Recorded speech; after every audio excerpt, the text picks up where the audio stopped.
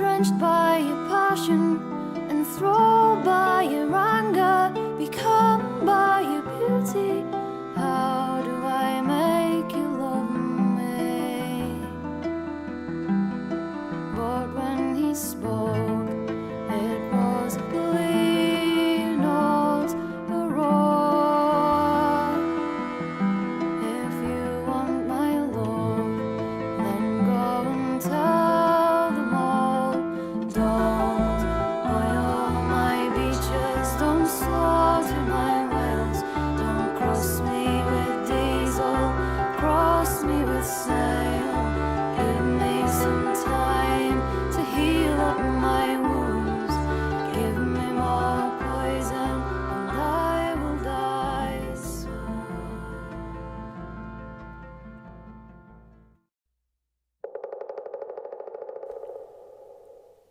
Hello, and thanks so much for listening to the first episode of the Spirit-Led Naturalist.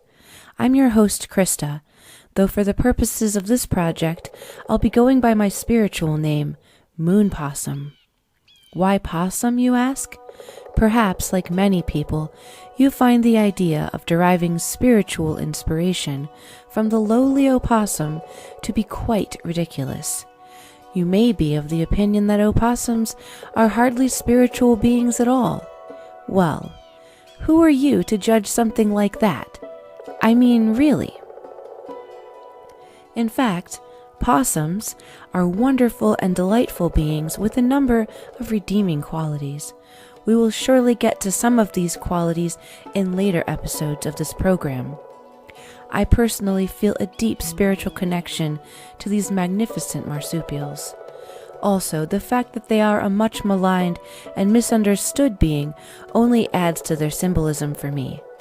I'm all about cultivating and encouraging respect and admiration for those beings which most humans revile or consider beneath their notice. The name Moon Possum was chosen for this and other reasons. As for the title of this program, The Spirit-Led Naturalist, where to begin?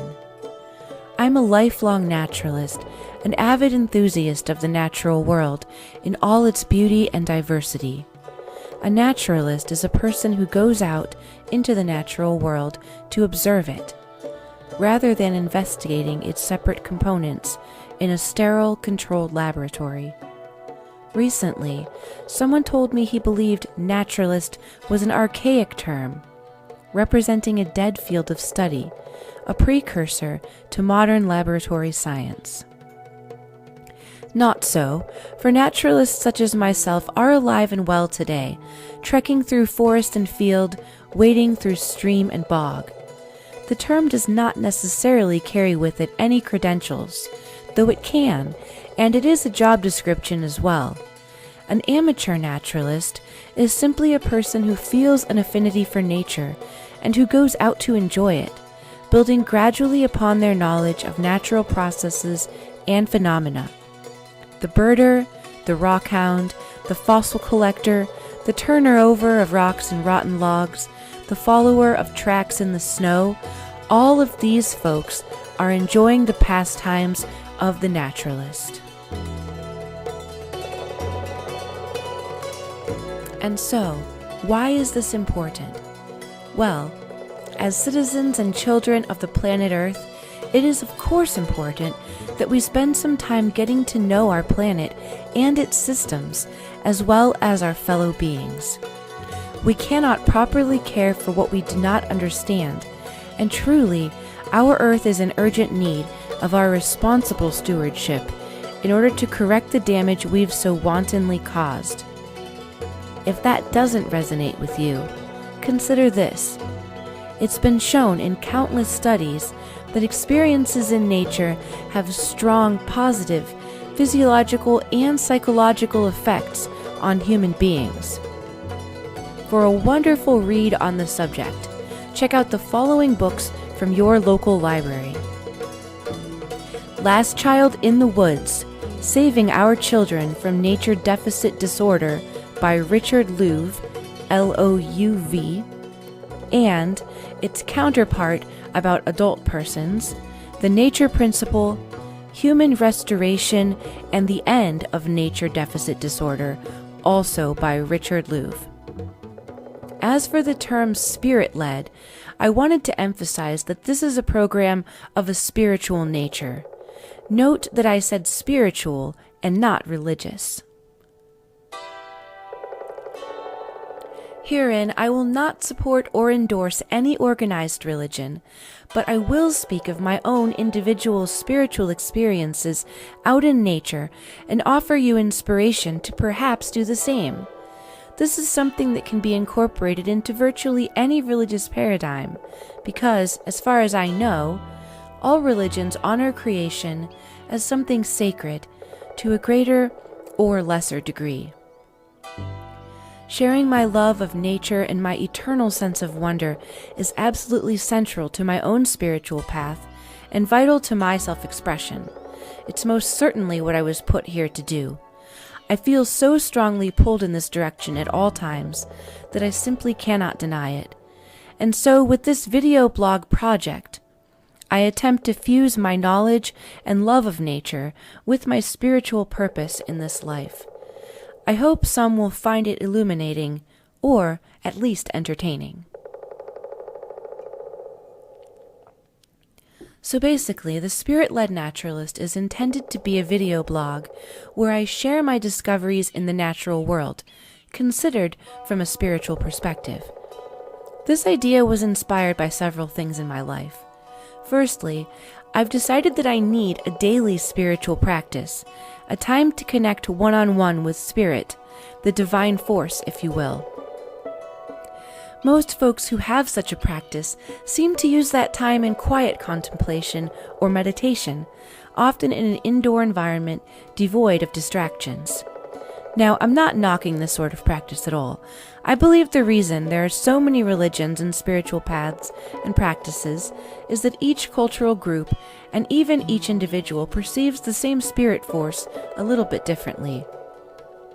What would God look like to a fly? To a heron? As for me, I feel pretty certain that the naturalist's approach is best for me. I mean, I suppose I could find God or goddess, even locked inside a padded cell, but I could just as easily find myself driven to madness. Personally, I feel the closest to spirit when I'm out in the world perceiving its many manifestations actively through my senses. I don't doubt that spirit runs just as strongly in human beings as in the fishes and birds, the snakes and the spiders, but I perceive it less readily due to my own bias. So, for the most part, I shall be going into nature to commune with spirit and open myself to perceiving its sacred dance within my being. I will be going on walks with spirit, essentially, opening myself to perceiving things more clearly and more symbolically, inviting the divine force of all life to rise a little more closely to the surface at those times. These walks will take place in various locations, honestly, wherever I happen to be that day. A good many of them will surely take place at the nature center where I work, and even in the city in which I live. And honestly, I should also add that while I say walks, a number of them will most likely be belly walks, or walks that are had while crawling on the ground looking at small and tiny creatures that one can find there. I'm a firm believer that one does not have to go to some exotic locale to experience a connection to the sacred earth, or to find wonders in the natural world. On the contrary, while I'm sure it would be just awesome to spend time in a tribal village in the Amazon, such singular experiences may have less significance in a person's life than a daily spiritual practice steeped in a growing understanding of one's own native, natural environment. The latter can help us to develop a sense of roots, so to speak, of belonging to place and to the community of beings with which we share it. So, if you haven't the wealth of time or money needed for an epic adventure in the exotic wilds, don't despair. You are in good company, and fascinating wonders are every day unfurling all around you. just waiting to be discovered. Thanks so much for listening to my first episode, and please do check back soon for the next installment. Until then, happy adventuring.